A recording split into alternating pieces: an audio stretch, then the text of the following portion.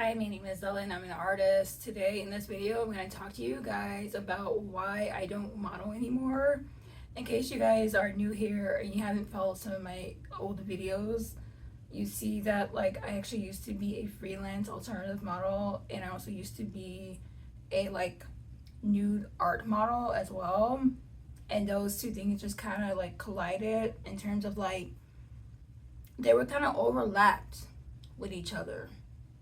And I want to talk a little bit briefly of how I got started before I start talking about why it's no longer a priority to me.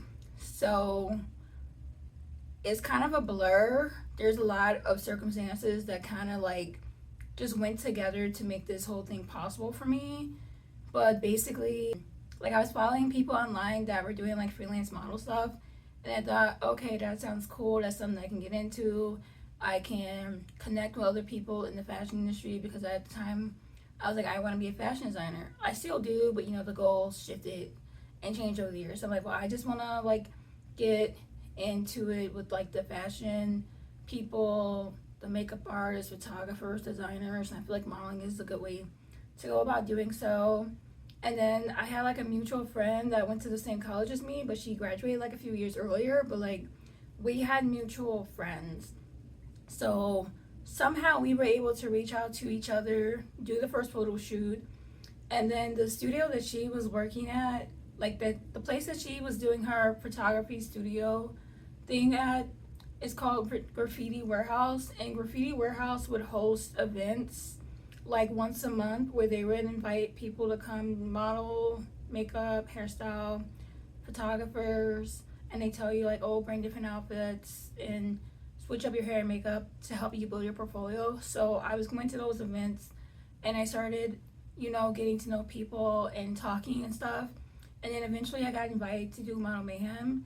And at the time, Model Mayhem was like this exclusive site that only people in the fashion industry knew about, and you had to be invited. Literally, when I joined the site, there was one of the moderators that reached out to me, was like, who are you? Who told you about the site? You know, where'd you come from? Whatever. And I explained that, oh, I'm working with this photographer. She's already on the site. And then they confirmed with that photographer and then everything else. It took me 4 months to get approved on this site. The first pictures I submitted were like these pictures that my sister took on her cell phone. Like they were like behind the scenes while we were waiting for the official pictures from the shoot. And then once I got the official pictures from the shoot, I finally got approved. They used to have standards, you know, didn't allow you to submit mobile pictures, Polaroid, scanned pictures or anything. Like you used to have to only be, used to only be able to have professional photos, and they had to confirm things, but now they just let everybody go, and that's why the site has gone to shit. But this is a website that I was using to get gigs, and then like, because I was meeting people at Graffiti Warehouse, like they were also inviting me to like other like model event shoots, whatever. So once I built my portfolio and people were asking me to do more and more work, eventually it kind of became like a job to me, especially when I started doing like nude modeling, because it was like during the Great Recession, I tried to get regular jobs and I was dealing with such BS. Like I would find an ad in the paper for Potbelly and I would be like, okay, I'm already dressed up for like job interviews. I've already went to a few job interviews today. I see this ad in the paper. This is kind of along the route. Let me just stop in this Potbelly's real quick, ask to speak to the manager, hand in my resume, see if I can fill out the application and everything. And I go there and the manager has a fucking attitude at me. And he's like, do you have professional sandwich making experience? I was like, what? I'm 19. I didn't know professional sandwich making was a thing. Like, what are you talking about? Most people who work here are in high school. Like, what? Like, I don't know. He was being snotty to me about not having professional sandwich making experience. I was like, what the fuck? I had another job to be a waitress. I had another job interview to like be a waitress at like Chili's, you know, some type of diner, bar, whatever situation like that. And the guy that's interviewing me is asking me for my credit score, and I'm like, I'm 19. I don't know what that means. I don't know what a credit score is. I thought this was an interview to be a waitress. Don't you only pay them like $2.13 an hour? Like, what do you mean my credit score? And it would be one thing if that was just one experience, but it was like literally every interview I went to was like one form of BS or another. And the way that DC Metro was set up at the time that I lived there, like over 10 years ago, I don't know if it's changed since then, but the way that it was set up was that, like, how like in Chicago, if you're from Chicago, then where we have like passes, there's like a student pass, a fun day pass, a monthly pass, a 3-day pass. If you're in college or even, high school, you can get like a student pass where, like, if you're in high school, they give you a discount, but if you're in college, it's free because it's like a part of your tuition. They didn't have anything like that in the Maryland DMV area where it all connected to like their transit system, which is like mostly the trains. They had buses, but the train system was more efficient. And I didn't understand why the payment system was different. I'm used to how, like, in Chicago, if I'm gonna go from point A to point B, I pay to get on the train, and I pay once and I get off. But there is like you pay to get on the train, and then you gotta pay to get off the train, and then the fees change by the time of day, especially like rush hour. So if I was going to point A to point B, and I left at like 8 a.m. when it's cheaper, then it would only be like $3. But if I was coming back that same route, it'll be like $5. And you can't just walk through the thing. You have to scan your card. And if there's not money on your card, then you're like literally stranded. So I was literally stranded sometimes because I just didn't understand the whole system and like how it worked.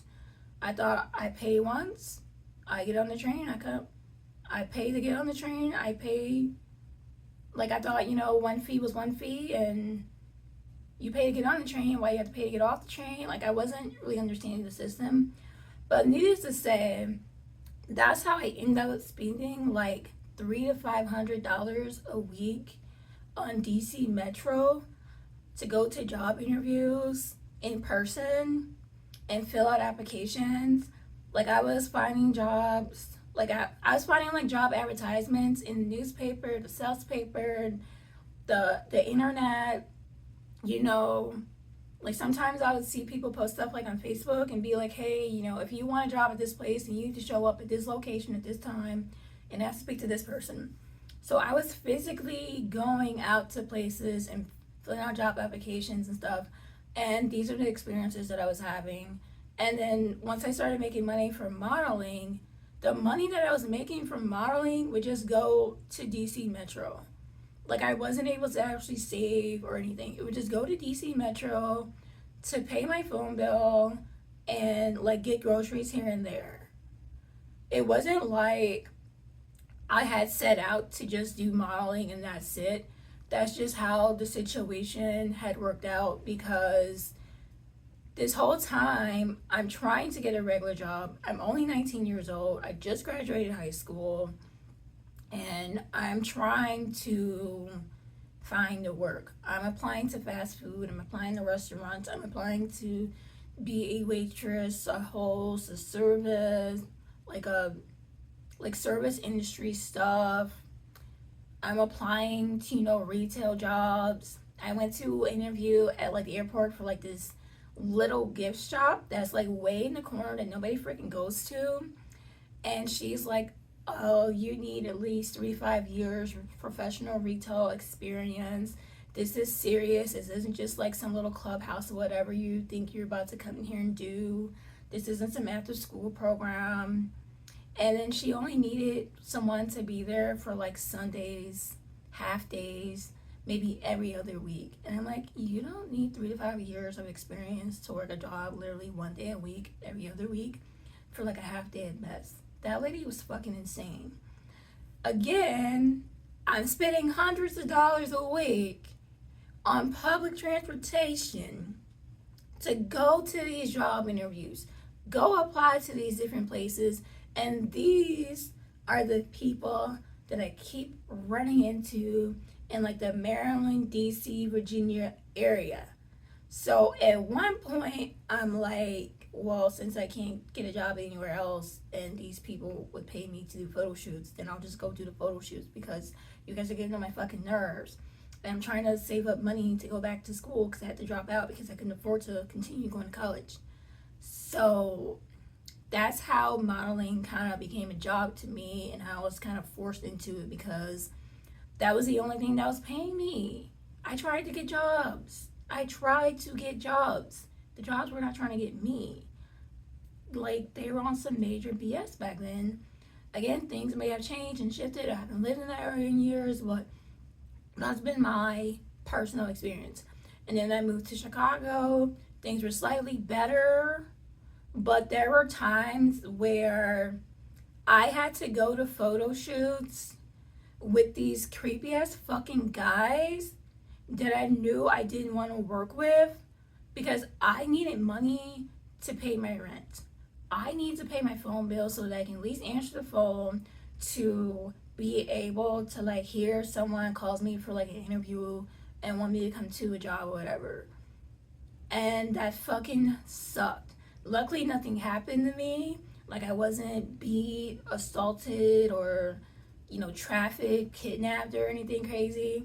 But they were talking mad shit to me and making me so uncomfortable. And I was just like, oh my gosh, I can't wait till the shoot is over and I can just get my money and go.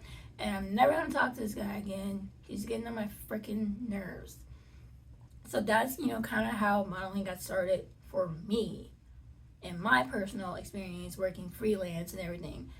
A lot of times when I share these experiences with people, because people are like jealous of people who get to make money in this way, and they think that you just have to look cute and show up and people take pictures of you and you go home.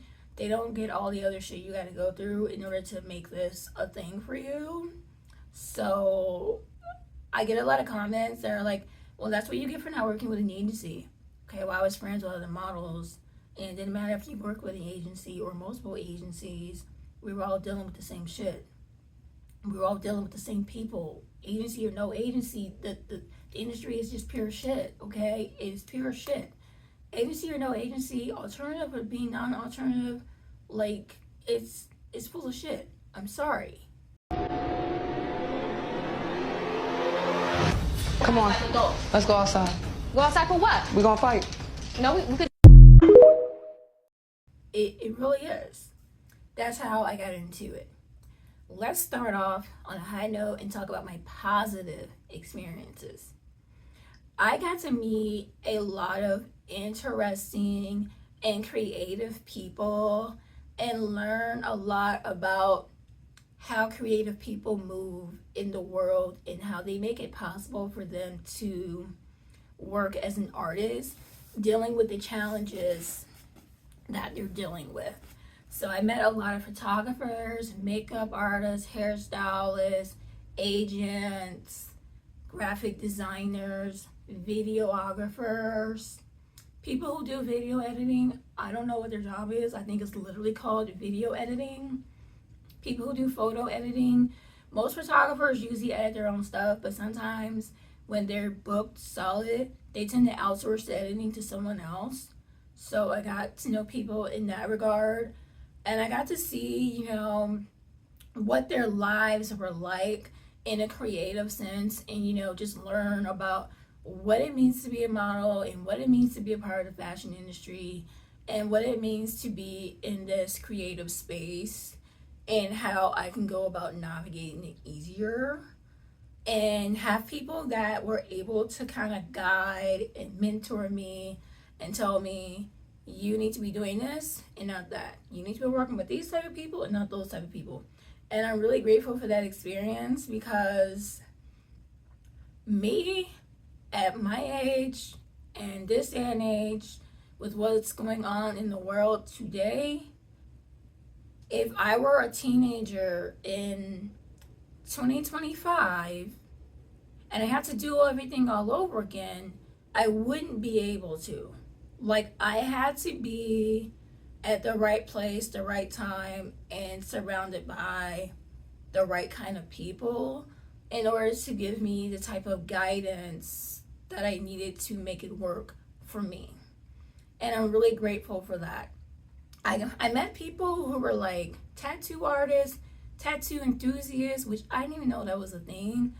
There are people who, like, they get paid to let tattoo artists test on them and like use them to build their portfolio, which I think is very brave, because they just like want to support the arts and keep it going, which I didn't even know was a job or a career field or anything. I personally wouldn't do that, because you're not about to play on my skin that I had to live with forever and a day. You know, it's bad enough that, you know, the makeup artists were fucking up my face and the hairstylists were fucking up my hair and the wardrobe people were messing things up in that regard. But I can take that off at the end of the day and be done. But a tattoo, I'm not doing that. So there's that. There are people who get paid to allow piercers to practice piercing them instead of just using those fake piercing skins. There are people who travel around to like different craft shows, different art shows, and they like sell their work and everything. Some people do this full time, some people do this part time, some people do this as like a side hustle or whatever. So I just got to learn a lot about creative people and how they're able to navigate the world, and how I just noticed a shift in energy. Like when I was around other creative people for the majority of my work, I didn't have to deal with the stigma of being an artist. Like a lot of people were just really supportive and really encouraging, and people were giving people advice, and people were like, you know, being more collaborative. You know, like if there was a new up and coming makeup artist coming on the scene, then people would all pull together and be like, hey guys, let's go to this event. Let's set up an event for this makeup artist that's new and upcoming, and we're all going to be models for her to help her build her portfolio and help her set up her website and help her get clientele. And we're going to introduce her to the scene so that she gets familiar with all the photographers, all the brides, all the agents, all the designers, and people that are going to be needing makeup artists. If there was a new model on the scene, there would be people that'd be like, hey guys, here's an up and coming model. Like, if you guys need a model, you guys need fresh faces, you know, here's a girl for you. If there's like new photographers coming on the scene, they'd be like, hey, does anybody want to go work with this photographer and help them build up their portfolio and help them get better at being a photographer? And you guys can both use it for your portfolio. Like, it was a very, like, it's a supportive, creative, collaborative space to be in, and I'm really grateful to have that, because things are just so different now, and I know that that's not something that is available for people who are coming into the scene now. Yeah, people still work TFP, which is, you know, time for prints, time for photos, or, you know, whatever. But I don't know, I just feel like the attitude has shifted so much, and it's really not the same vibe, the same energy. Learning how to pose without resorting to like stupid ass poses that I would do in high school, where I would just be like, or whatever the fuck, like actually learning how to pose in photos and like make it look good, and like learning what to do with my face when I'm not smiling and actually be able to emote, and like learning how to relax my face and to like assume different emotions was like really interesting and really fun. And when I was in that, you know, learning process, there were other models that are like, hey girl, so I went to theater school, I'm actually a trained actor, and I think I can help you out a bit. So that was really fun, and that was really cool and, you know, interesting. There are a lot of models that have a background in like professional dance, like they're like professionally trained ballerinas and gymnasts and like figure skaters, and like their parents put them in all the things, or like they did like cheerleading for years. So they would like tell me like how to like stretch and how to work out in a way to make my body more limber and everything. So yeah, I think that I learned a lot in that aspect. Exploring new locations. So photographers like to do location scouting, which is basically like shooting outdoors and shooting different spaces. And like a place that was really popular in Maryland was Graffiti Warehouse, obviously, but there was like so many other parts of the cities that were good, and people were able to come together and share locations and stuff without gatekeeping or anything. And people would even say, you need a permit to go to this location versus that location and whatever. And it was just fun to like, it gave me an excuse to explore the city in ways that I would not have done before, especially living in like a different state and not fully understanding everything, especially with how like the transportation set up, financially. I was not gonna go to a place outside of me trying to fill out a job application, go to a job interview, hang out with a friend, to and from school, or something very specific like that. Like I wasn't just be like, oh, I'm bored, let me go explore the city, let me go spend $20 on transportation today and get myself something to eat while I'm at it, for like no damn reason. So working outdoor photo shoots and like seeing all the different locations just allowed me to do more sightseeing and go places that I would not normally go on my own accord. And being that it's a different state that I didn't grow up in, it's not something that I would have even known about without the locals telling me and showing me about. Obviously, being able to make money, I would say that is a pro and con, because a pro is obviously money. The con is having to rely on it to the point where I'm working with people that I don't necessarily need to be working with because they get on my fucking nerves. And then it like kills my creativity, because I'm like, this isn't even like a fun thing to do. This is literally just like a fucking job, like something that I'm dreading doing just to make money. And I'm just like, let me go work with this fucking guy so I can pay my rent. Let me go work with this fucking guy so I can pay my phone bill. Let me go work with this guy so that I can have enough money to buy groceries. Let me go work with this fucking guy so that I can have money just to go to and from job interviews. Like, I would say that it is a pro and a con to be in that space. All right, now that we started on a high note, we can take it a little lower. So I'm going to talk about some of my negative experiences, and I have like little bullet points. Obviously, the negative experience would be dealing with creeps and weirdos. I spoke about that a little earlier. Luckily, nothing happened to me. I did make a video where I was talking about creepy messages that I read from photographers. I have several videos on this page where I talk about some of my negative experiences that I've had in photo shoots and how that has affected me, and I'll just put the thumbnail somewhere around here. Put the thumbnail somewhere around here, and you guys can go and watch those videos if you're interested to know more about those experiences. Flakes.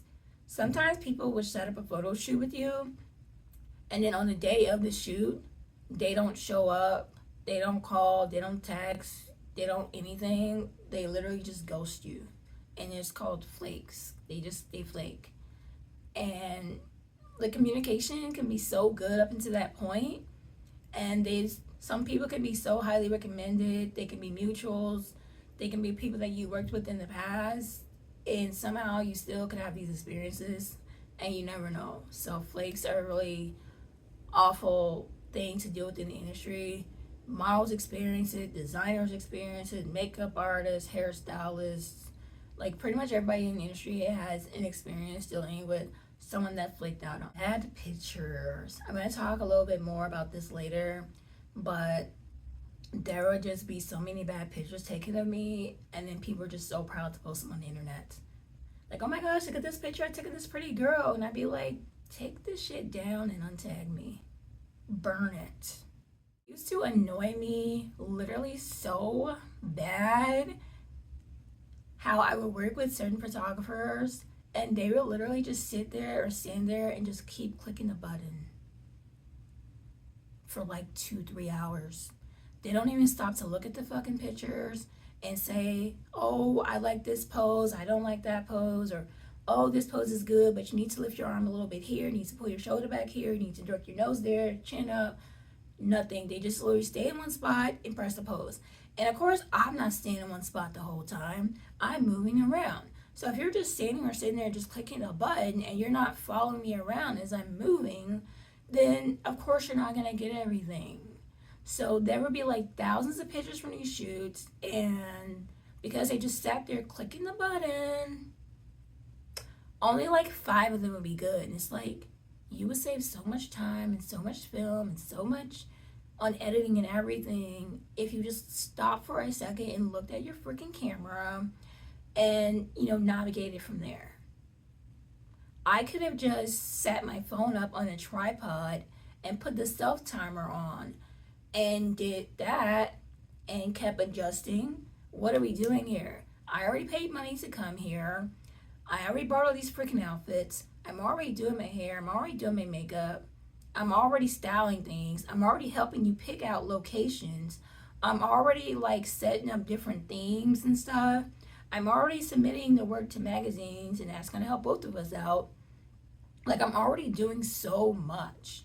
As a model, the very least you can do is actually be a photographer. I cannot. It's very common for people to shit on models. Even though the fashion industry literally wouldn't exist without models, everybody shits on them and everybody disrespects them, and they're considered like the bottom of the barrel in the fashion industry. And it's like, you wouldn't have a fashion industry without models. Why are you guys being so shitty? So it's very common for people to just insult you. People would lie about being able to do high-res pictures, even though the reason that you're reaching out to them is to say, hey, I want to do this photo shoot. This is the theme. This is, you know, what's going on with it. This is the deadline for the magazine. I need high-res pictures that are 300 dpi or higher. And it needs to be 3 to 5 different pictures, 3 to 5 different looks, you know, whatever. I would agree to the photo shoot, and then they show up with a point and shoot camera that they know damn well is not going to be able to take high-res photos. So when I submit those pictures to the magazine, and I'm like, hey, the magazine liked these pictures, is there a way you can make them high-res though? They say, no, sorry, I don't have a point and shoot, I can't do that with my camera. Thanks, I hate it. Not getting pictures back in time for magazine deadlines, even though that's literally the whole purpose of the shoot, because the photographer decides to flake me, ghost me, not send me the pictures, not send me the right kind of pictures, or whatever the hell. Like, literally such a waste of time and causes me to miss out on future opportunities. All of the isms, racism, sexism, homophobia, just all of the bigotry is very common in this industry. Colorism. There are still photographers to this day in 2025 who claim that it is impossible for them to shoot dark-skinned girls. Oh, it's so hard to light, you guys. It's so hard for my camera to capture. I don't understand. It's really hard. And they're fucking lying because they're fucking racist. One of my most annoying experiences, which was a common occurrence, is I literally put so much energy into making it so obvious that I'm an alternative model. I literally put it in my name, Rain Alt Model, and on all my social media and all my portfolio sites and everything. And I made it a thing in my portfolio to highlight specific alternative shoots to be a representative of me and my brand. And people would hire me, an alternative model, and then complain about me being alternative. I would show it to a shoot and they'd be like, ew, why do you have green hair? Oh my God. Randall, there is a cow outside. There's a cow farm. You're gonna find cows outside. And I'd be like, did you not see the pictures of my portfolio? Did you not see the selfies that I sent you? Did you not see my current updated Facebook posts of what I currently look like? Not just that, Like, what do you mean? I got my first tattoo and people complain about my tattoo. Oh my gosh, I can't believe you got a tattoo now. That's so inconvenient. I hate it so much.